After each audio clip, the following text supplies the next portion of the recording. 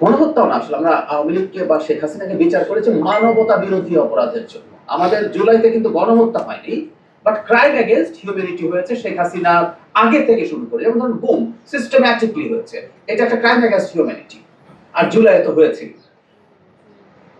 এই যে সাংবাদিক যাদেরকে এই ধরনের হত্যা মামলা দেওয়া হয়েছে, তাদের কারো কারো অপরাধ হত্যা মামলার হত্যার চাইতে বেশি। আমি রিপিট করছি, বসুন্ধরা ডায়াপেন্ট এখন আরো উন্নত। এই হট এয়ার থ্রো টপশিট দ্রুত শোষণ করে সোনামণিকে দেয় কোমল অনুভূতি।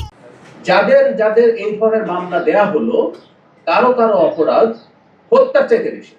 কিন্তু এখানে একটা কিন্তু আছে, সেটা সংশ্লিষ্ট যে অপরাধ আমরা মনে করছি যে গণহত্যার দায়ভার তাদের আছে কিনা।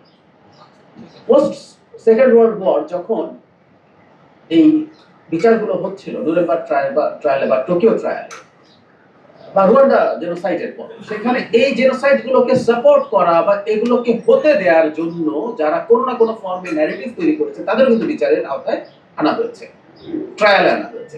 সুতরাং তাদের যাবে না তা বলছি, কিন্তু আমি আপনার সাথে এটা একমত, যেই অপরাধে যেই অভিযোগে তারা গ্রেফতার আছে, আমি এই দায়িত্বে আসার আগে ও নির্বাচনের আগেও আমি বলেছি যে এই কাজগুলোতে তাদেরকে অভিযুক্ত করা ভুল।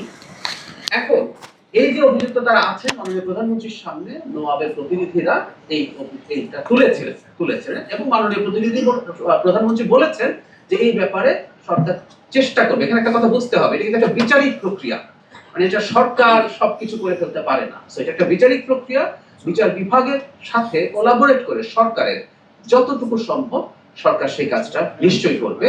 কিন্তু আমি আবারও বলি যে এই সরকারের সময় অন্তত কেউ যাতে অন্যায়ভাবে আটক না থাকেন, অন্যায়ভাবে ট্রায়ালের মধ্যে না হয়, সেই চেষ্টা।